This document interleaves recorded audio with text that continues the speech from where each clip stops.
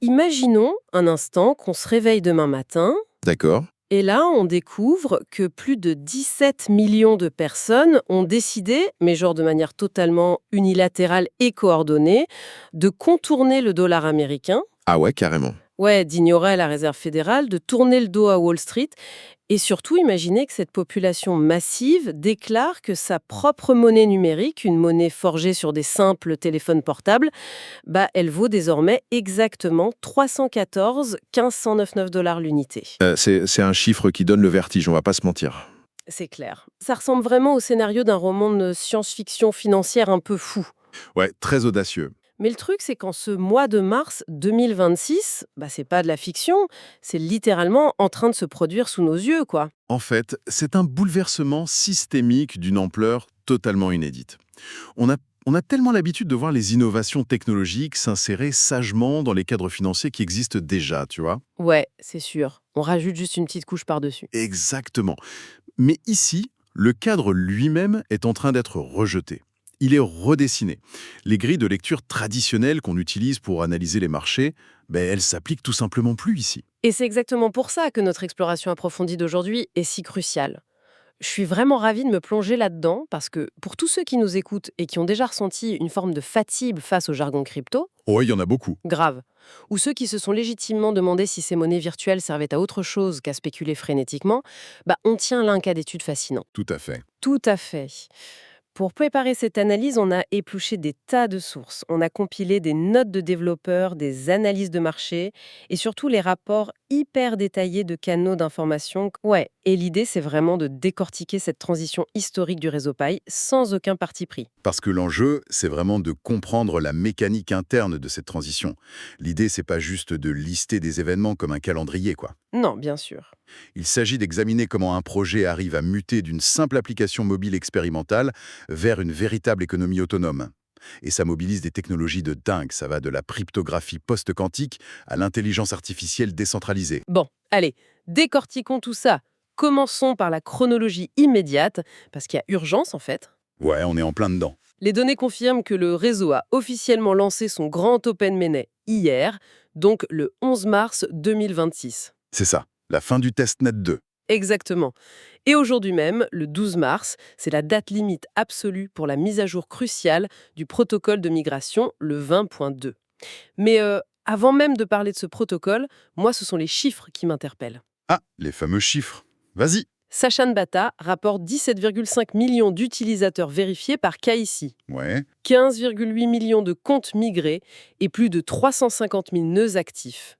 Honnêtement, je dois avouer un certain scepticisme instinctif.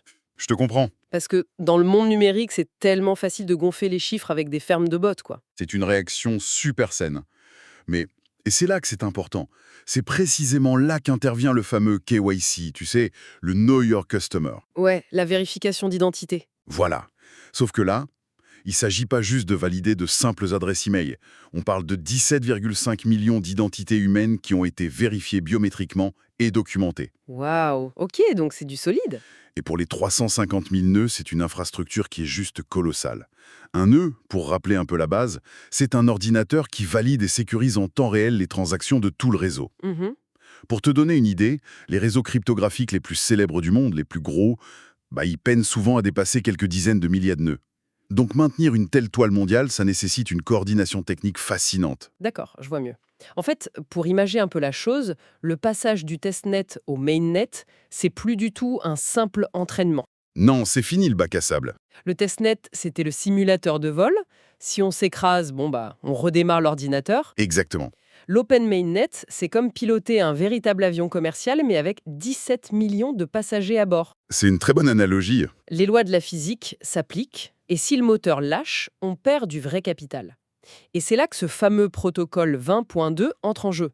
Nos sources, elles insistent super lourdement sur le fait que ça intègre une cryptographie résistante aux attaques quantiques. Ouais, c'est le grand mot du moment. Mais concrètement, pourquoi avoir besoin de ça maintenant?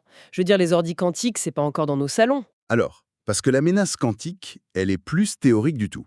Elle est vraiment à nos portes. Pour faire simple, la sécurité de presque tout notre système bancaire et numérique actuel, ça repose sur des problèmes mathématiques hyper complexes. Genre quoi?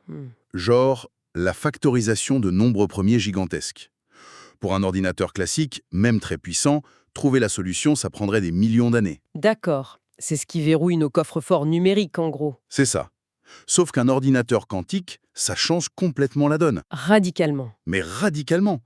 En utilisant les lois de la mécanique quantique, ces futurs superordinateurs, ils pourront tester toutes les combinaisons presque en même temps. Ah ouais.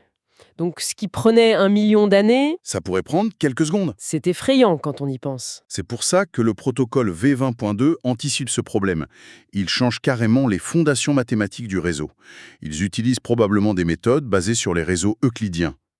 Oula, c'est quoi ça encore? En gros, c'est une géométrie multidimensionnelle où même un ordinateur quantique se perdrait complètement.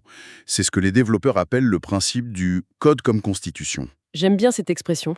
Ouais, ça veut dire que les règles de sécurité ne dépendent plus d'une autorité humaine centrale. Elles sont gravées dans une architecture qui est conçue pour survivre aux technologies de la prochaine décennie. Ok, je comprends l'exploit technique.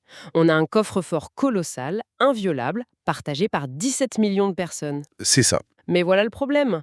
Si on est tout seul sur une île déserte avec un super coffre-fort, bah ça sert strictement à rien, non? Ah bah oui, forcément. Pour qu'une monnaie ait une vraie valeur, elle doit inévitablement se frotter au monde financier traditionnel, avec toutes ses règles, ses lois et ses régulateurs qui sont impitoyables. Et c'est là que ça devient vraiment intéressant. Bah oui, comment un réseau aussi atypique réussit-il à s'amarrer à la finance classique sans se faire détruire juridiquement? Eh bien, c'est la transition parfaite vers la deuxième phase de cette semaine historique.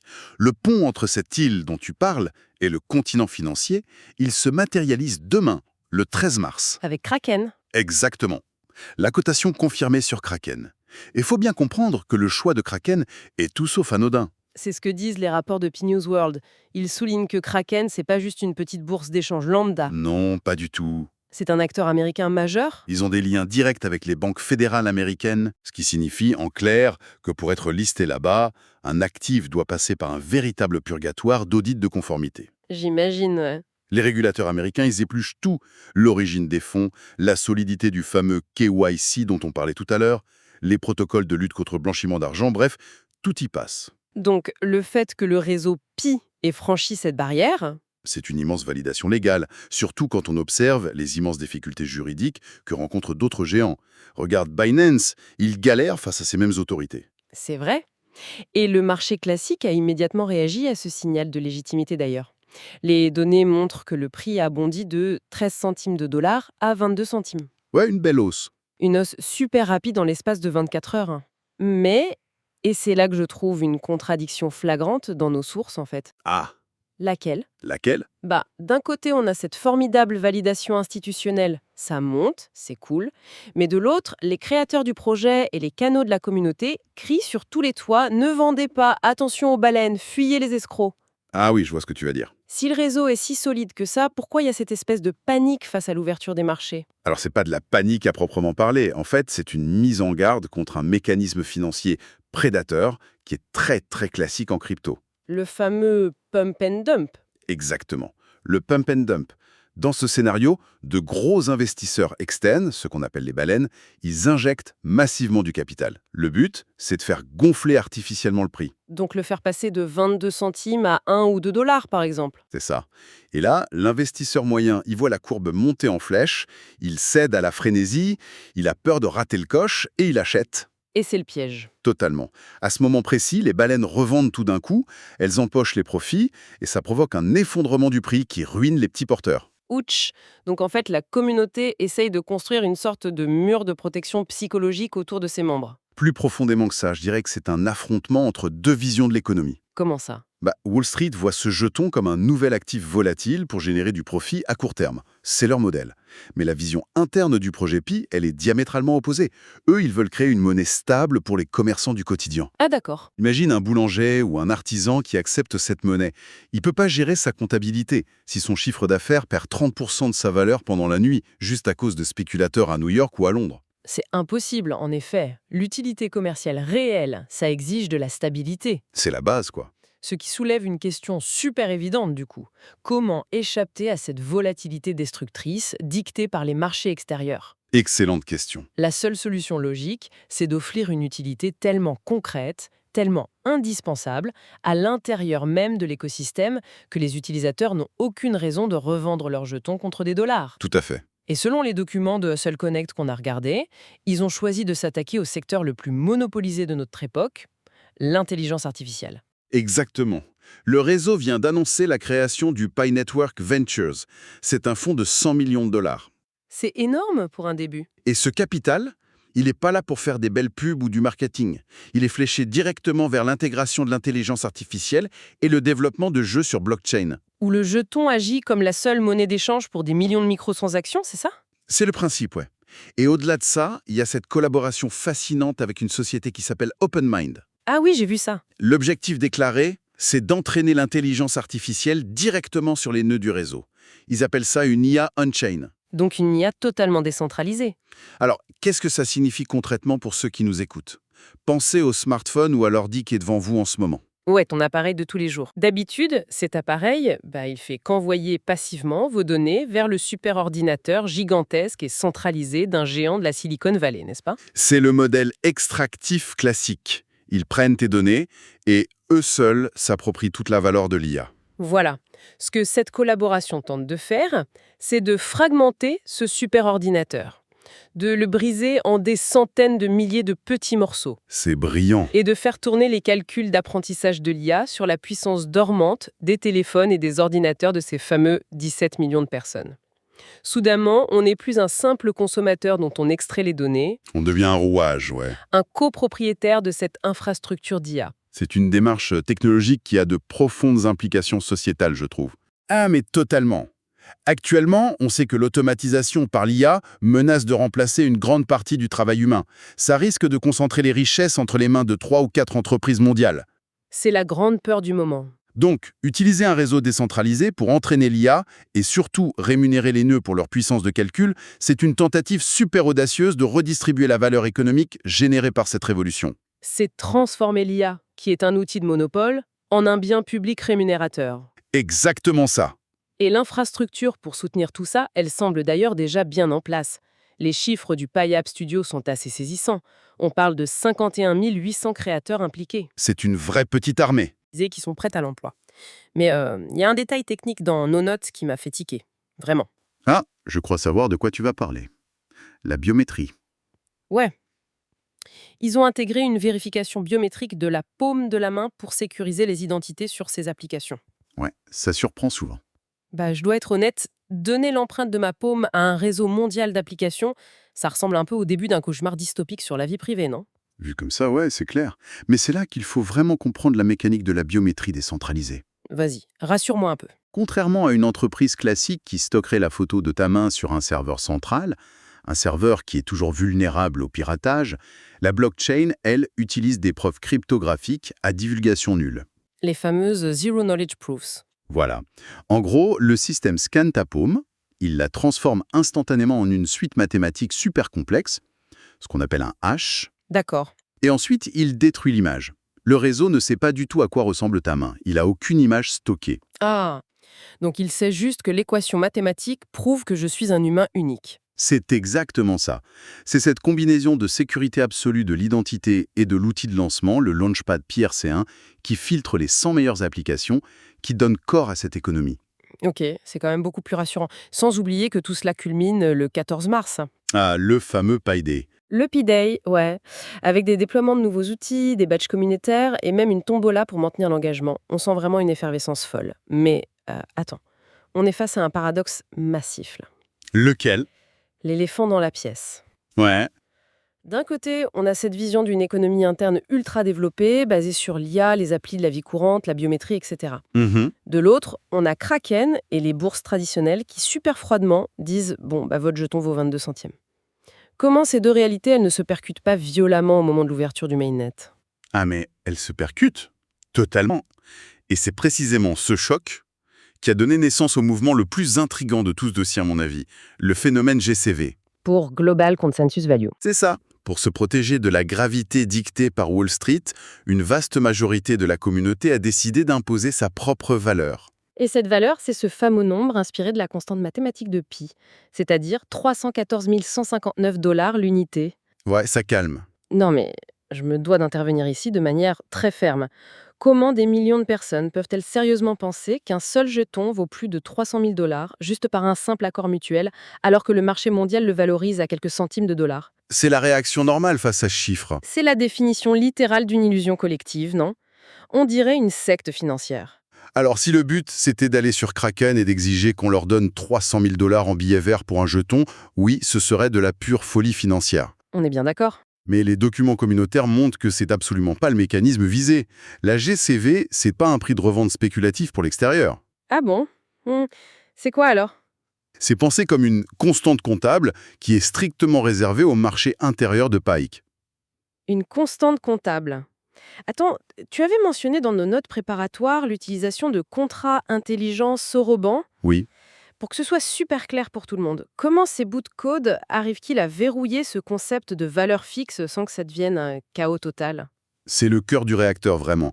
Un contrat intelligent, pour faire simple, c'est un programme qui s'exécute automatiquement quand certaines conditions sont remplies. Ok, Et pourquoi utiliser spécifiquement les contrats Soroban, qui sont basés sur la technologie Stellar, plutôt que ceux d'Ethereum, par exemple? je me posais la question, ouais. Eh bien parce qu'ils sont conçus pour offrir des frais de transaction prévisibles et surtout minuscules. Sur d'autres réseaux, si le trafic augmente, les frais explosent, ce qui rend les petits achats du quotidien, genre une baguette de pain, impossibles. Logique. Et donc, la GCV là-dedans? En intégrant la GCV de 314 159 dollars directement dans ces contrats Soroban au sein des échanges décentralisés internes des DEX, le réseau force mathématiquement l'outil de tarification. Ah. Donc, concrètement, si je veux acheter une voiture à un autre membre du réseau? Le contrat calculera automatiquement le prix de la voiture en utilisant la valeur constante de 314 159 dollars comme dénominateur commun. D'accord, je commence à saisir. L'idée, c'est que si le vendeur de la voiture accepte ce calcul et qu'ensuite il utilise ces mêmes jetons pour payer son loyer ou ses courses, toujours avec la même constante interne, Plus aucune importance pour eux. exactement. Ils se sont, d'une certaine manière, déconnectés de la matrice fiat traditionnelle. C'est un pari sur la psychologie économique d'une audace complètement folle. On est d'accord. Et le pire, ou le meilleur, c'est que ce n'est pas qu'une théorie de forum en ligne. Nos sources font état de campagnes massives dans le monde réel. Ah oui, c'est très suivi. À Séoul, par exemple, en Corée du Sud, des centaines de commerçants et de citoyens défilent pour officialiser leur soutien à cette GCV. Ouais. On observe des appels stricts au boycott de toute vente au rabais sur les plateformes externes. Et à même la création d'entités financières internes comme le World Bank Pi. Qui se classe déjà en deuxième position pour le staking d'ailleurs. Le staking, c'était pire le verrouillage volontaire des fonds par les utilisateurs, c'est ça l'idée? C'est ça. Le but, c'est de réduire l'offre en circulation et de soutenir l'économie interne. C'est vraiment l'expérience ultime de la théorie de la monnaie. C'est fascinant. Parce que, réfléchissant, l'argent fiduciaire traditionnel, comme l'euro ou le dollar, ça n'a de valeur que parce qu'une institution étatique nous oblige à y croire par la loi. C'est vrai, c'est une convention sociale imposée. Mais ici, on observe un groupe massif de citoyens qui tentent de générer cette même confiance, non pas par la force d'un État ou d'une armée, mais par un consensus social soutenu par des algorithmes inaltérables. Si on prend un peu de recul pour synthétiser tout ce qu'on vient de voir aujourd'hui, la dimension de ce projet, elle donne vraiment le vertige. Complètement. On n'observe pas le lancement d'une énième application de trading crypto. On va l'assemblage d'une véritable nation numérique. Le mot est lâché, mais c'est ça. On a les fondations avec un mainnet crypté contre les ordinateurs quantiques. Ouais, On a la légitimation légale avec des ponts rigoureusement audités vers la finance classique, comme Kraken. tout à fait. Et on a l'appareil productif avec une intelligence artificielle décentralisée et des milliers d'applications commerciales. Et pour couronner le tout, cette fameuse nation numérique tente d'instaurer sa propre politique monétaire indépendante à travers la GCV. En défiant ouvertement les lois de la gravité imposées par la finance mondiale. Rien que ça. C'est la construction d'un écosystème conçu pour fonctionner en vase clos, tout en vampirisant, d'une certaine façon, la puissance de calcul mondial pour son IA. C'est du génie ou de la folie? L'avenir nous le dira. Ce qui nous amène à une réflexion inévitable pour clore cette analyse. Imaginons, juste imaginons, que ce pari incroyable réussisse. Mhm. Si, au fil des mois à venir, ces millions d'individus décentralisés parviennent réellement à imposer leurs valeurs économiques internes, totalement déconnectées des banques centrales, de l'inflation traditionnelle et des caprices de Wall Street, Le scénario ultime, quoi. eh bien, est-ce que ça ne rendrait pas les politiques monétaires des nations classiques technologiquement obsolètes? C'est vraiment toute la question. Si un boulanger à Paris, un développeur à Séoul et un agriculteur au Brésil peuvent échanger des biens réels en se basant sur une constante mathématique mondiale, une constante qu'aucun gouvernement ne peut imprimer ou dévaluer à sa guise. Les fondations même de la macroéconomie moderne vacillent. Exactement. C'est un changement de paradigme total. Serions-nous, en ce moment même, en train d'observer les plans architecturaux de la première véritable économie post-nationale? C'est une pensée vertigineuse pour terminer. Je suis bien d'accord. Ça donne matière à réfléchir. Alors, suivez cette plongée au cœur de la transition du réseau Pi. Gardez votre esprit critique bien aiguisé, continuez d'interroger les mécanismes qui se cachent derrière les grands titres et surtout restez curieux face à ce monde numérique en pleine mutation. Les règles du jeu sont en train d'être réécrites et on est tous aux premières loges. À la prochaine!